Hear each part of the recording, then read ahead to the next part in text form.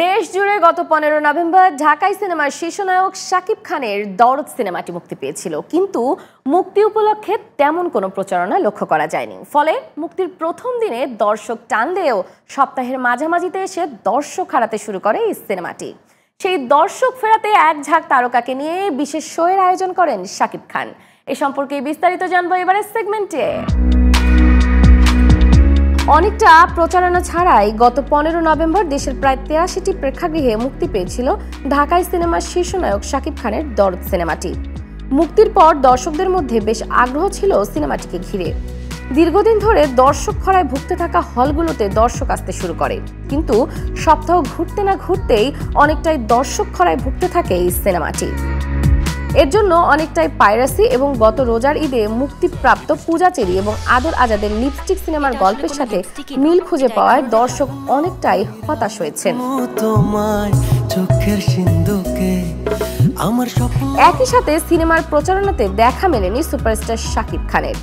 এবার সিনেমা মুক্তির দ্বিতীয় সপ্তাহে এসে এক ঝাঁক তারকাকে নিয়ে সিনেমা হলে উপস্থিত হলেন শাকিব খান। সবাইকে নিয়ে সিনেমাটি উপভোগ করেন তিনি। সিনেমাটিতে শাকিবের অভিনয়ের প্রশংসা করেন উপস্থিত তারকারা। মেগাস্টারের পাশে বসে সিনেমাটা দেখেছি, এর থেকে আর বড় কিছু হতে পারে না।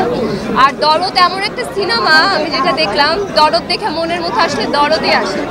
দরদ সিনেমাটা আমার কাছে খুবই দরদিয়া লেগেছে, একদম যেটাকে বলে যে আমাদের মনকে স্পর্শ করে যায়, আমাদের মনকে ছুঁয়ে যায়, আমার মনকে ছুঁয়ে গেছে। এবং আই থিঙ্ক অনন্য মামুনের এটা one of the best work, one of the best film he has made.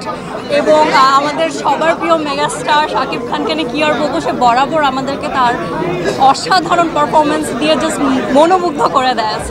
একই সাথে এক ছাদের নিচে দীর্ঘদিন পর এত তারকার উপস্থিতিতে যেন মিলন মেলা বসেছিল।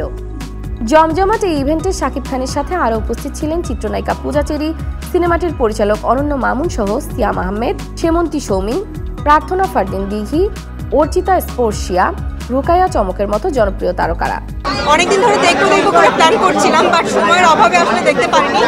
বাট রিমোট ফার্নের টিম আমরা আসলে দেখার ডিসিশন নিয়েছি। So that was so good, acting, location and Shakib ভাইয়ের কথা আলাদা করে কি বলবো, so so so good and super. সব মিলিয়ে দরদ তো অনেক ভালো হয়েছে, এটা আসলে আমরা জানতেই পারি। সবকিছু দেখলে মানুষ কেমন হচ্ছে, হল রেকর্ড সবকিছু দেখলে আমরা জানতে পারি দরদ কেমন হয়েছে। কিন্তু এই যে এক্সপিরিয়েন্স মেগাস্টারের পাশে বসে সিনেমা দেখা, এইটা আসলে কোনো তুলনা হয় না। যে কোনো ছবি ঈদ ছাড়া যদি ভালো না যায়, আমাদের এই দেশের ফিল্ম ইন্ডাস্ট্রি যদি ঈদ কেন্দ্রিক হয়ে যায়, তাহলে কিন্তু ইন্ডাস্ট্রি ডেভেলপ হবে না।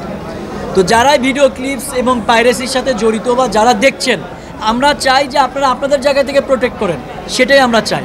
এই প্রথম বাংলাদেশের একটা ছবি দেশের বাইরে এতগুলো হলে যাচ্ছে, সেটার বক্স অফিস কালেকশন, আমি মনে করি ঈদের যে কোনো ছবিকে দরদের ব্যবসা কিন্তু ছেড়ে যাবে, এটা কনফার্ম থাকেন আপনারা। ঈদ ছাড়াও দরদ সিনেমাটি দর্শক যে দেখছে, এজন্য সিনেমা প্রেমীদের প্রতি কৃতজ্ঞতা প্রকাশ করেন ঢাকাই সিনেমার এই শীর্ষনায়ক। আমরা সকলেই খুব শঙ্কিত ছিলাম যে দেশের এই সিচুয়েশনে আসলে সিনেমা দেখার মুডে মানুষ কতটা আছে, বিনোদনের জন্য মানুষ কতটা উদ্গ্রীব হয়ে আছে, বা সিনেমা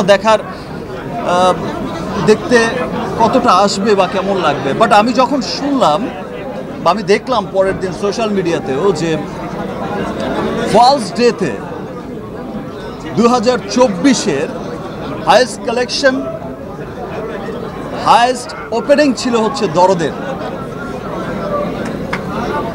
সো এই বিষয়টা কিন্তু 2024-এর হাইয়েস্ট ওপেনিং মাল্টিপ্লেক্সে ছিল দরদের, সিঙ্গেল স্ক্রিনে তো ছিল ইনশাল্লাহ।